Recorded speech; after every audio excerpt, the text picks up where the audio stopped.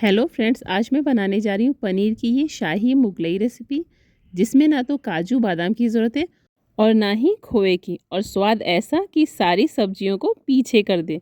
तो फिर देर किस बात की, चलिए आज की आसान रेसिपी शुरू करते हैं। यहाँ पे मैंने ये 2 से 3 प्याज लिया था, जिसको छील के धो के इस तरह काट लिया है। साथ ही मैंने 2 से 3 टमाटर लिए हैं, इनको भी मैंने धो के इस तरह रफली काट लिया है।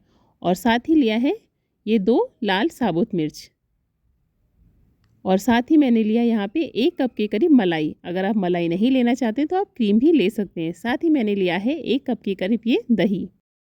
अब हमें यहाँ इस प्याज और टमाटर को पीस लेना है, यानी इनका बारीक पेस्ट बना लेना है मिक्सर ग्राइंडर में। तो लीजिए, हमारा पेस्ट रेडी हो चुका है। साथ ही मैंने लिया यहाँ 400 ग्राम के करीब पनीर, इसको इस तरह स्क्वायर शेप में काट लिया है। अब यहाँ गैस पे एक कढ़ाई रखेंगे, उसमें 2 से 3 चम्मच के करीब ऑयल ऐड करेंगे और उसको गर्म करेंगे। और साथ ही उसमें ऐड करेंगे ये 1 चम्मच के करीब जीरा। अभी जीरा फ्राई हो चुका है। अब इसमें ऐड करेंगे ये कुछ खड़े मसाले, जिसमें तेज़पत्ता, लौंग, इलायची, बड़ी इलायची, और साथ ही मैंने लिया यहाँ पे दालचीनी। अब इन सबको लगातार चलाते हुए धीमी आंच में बहुत अच्छे से फ्राई कर लेंगे। तो फ्रेंड्स, जब भी हम कोई शाही रेसिपी बनाते हैं तो इन खड़े मसालों का जो काम होता है वो बहुत स्ट्रॉन्ग होता है, यानी कि इसके स्वाद के साथ साथ खुशबू भी बहुत अच्छी आती है। तो लीजिए, हमारे मसाले फ्राई हो चुके हैं। अब इसमें ऐड कर देंगे ये प्याज, जिसको कि मैंने पीस के रखा था।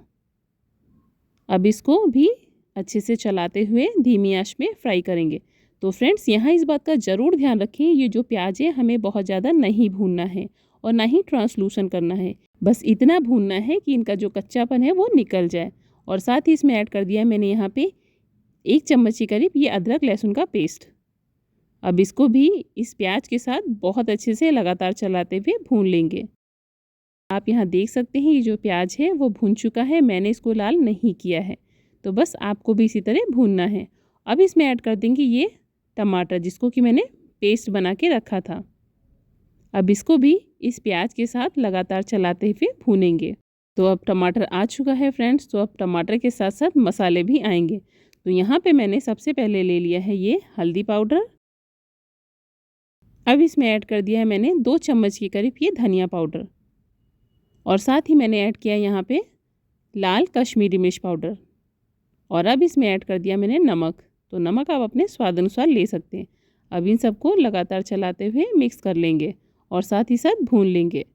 तो टमाटर के साथ सारे जो मसाले हैं वो भी बहुत अच्छे से भून जाएंगे। तो फ्रेंड्स, अब आप यहाँ देख सकते हैं ये जो प्याज, टमाटर और सारे मसाले हैं वो बहुत अच्छे से भून चुके हैं। अब यहाँ इस स्टेज पे ऐड कर देते हैं दही।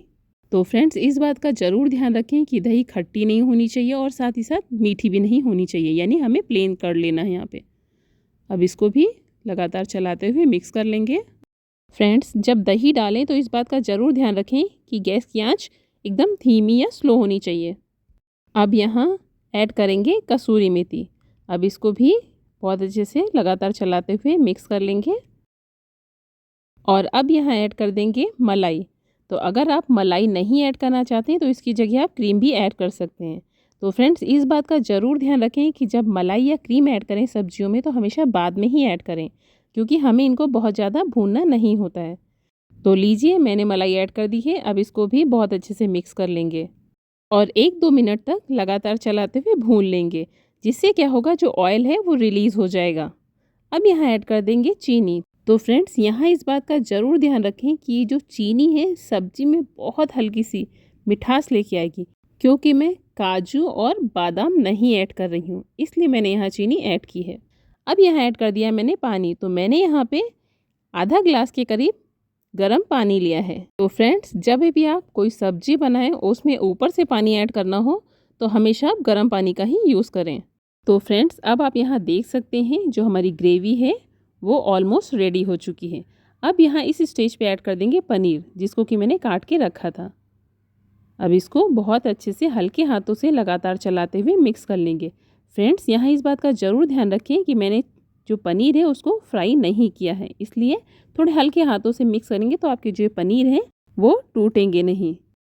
बस अब लास्ट में ऐड कर देंगे हम ये गरम मसाला। भाई, इसके बिना तो फ्लेवर आता ही नहीं है। तो लीजिए, मैंने गरम मसाला ऐड कर दिया। अब इसको भी बहुत अच्छे से हल्के हाथों से मिक्स कर लेंगे। तो ये जो हमारी शाही मुगलई रेसिपी है पनीर की, वो बनके तैयार हो चुकी है। वाओ! देखने और खाने दोनों में ये जो सब्जी है ना वो बहुत ही अमेजिंग है और इसकी खुशबू इतनी अच्छी है कि मन ही खुश हो गया।